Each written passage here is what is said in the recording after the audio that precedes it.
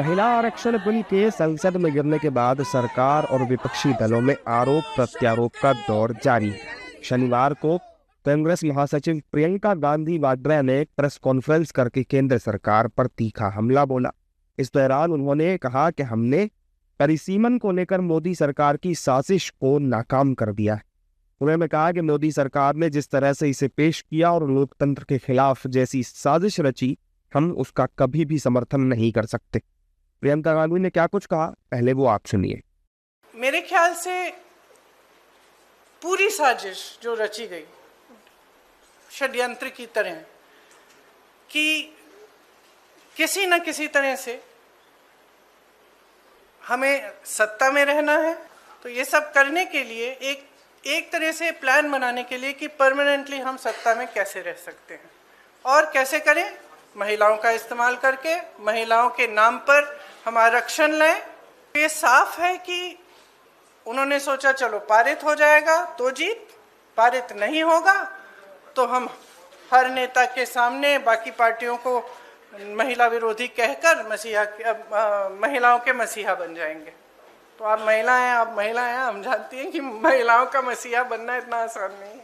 प्रियंका गांधी वाड्रा की press conference के बाद सियासी माहौल पूरी तरह से गर्मा गया। बीजेपी नेताओं ने भी प्रेस कॉन्फ्रेंस करके प्रियंका गांधी को करारा जवाब दिया। इस दौरान बीजेपी नेताओं ने कांग्रेस को सजा मिलने और जनता के सामने कांग्रेस का क्रूर चेहरा उजागर होने की बात भी कही। हाँ, लेकिन पहले तो जिसने गलती किया उसको सजा तो देना चाहिए ना। आप भविष्य की बात कर रहे हैं।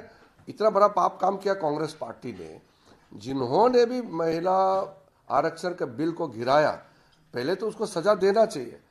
कानून में भी होता नहीं क्या, if somebody commits crime he must be punished, moral punishment, legal punishment, और यहाँ में तो डेमोक्रेटिक पनिशमेंट होगा। मैं स्तब्ध हूं कि कांग्रेस की प्रेस वार्ता में यह कहा गया कि वो 2023 के पारित बिल का समर्थन करते हैं जिसमें डिलिमिटेशन का उल्लेख है, लेकिन दोगलापन कांग्रेस का इतना कि साथ में यह भी कहते हैं कि उन्हें परिसीमन की समिति और व्यवस्था में विश्वास नहीं। कांग्रेस को देश की संवैधानिक व्यवस्थाओं में विश्वास नहीं, देश की संसद में विश्वास नहीं और देश की महिला पर भी विश्वास नहीं।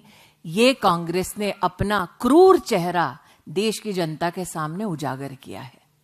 प्रियंका जी, लेकिन मुझे यह बताइए आप कि आज तक कोई भी सेंसस का रीएडजस्टमेंट बिना डिलिमिटेशन कमीशन का हुआ है क्या? तो ये कौन सा तर्क दे रहे हैं आप कि हम डिलिमिटेशन के बिना करना चाहते हैं?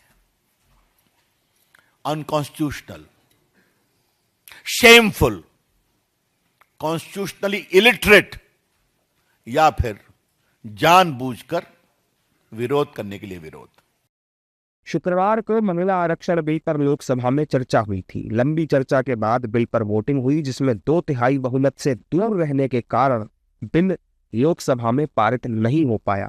अब इस मामले पर कांग्रेस ने केंद्र सरकार पर बिल की आड़ में परिसीमन करने का आरोप लगाया है, तो वही केंद्र सरकार ने पलटवार करते हुए कांग्रेस और विपक्षी दलों को महिला विरोधी करार दिया है। दोनों दलों के बीच सियासी बयानबाजी भी तेज हो गई है।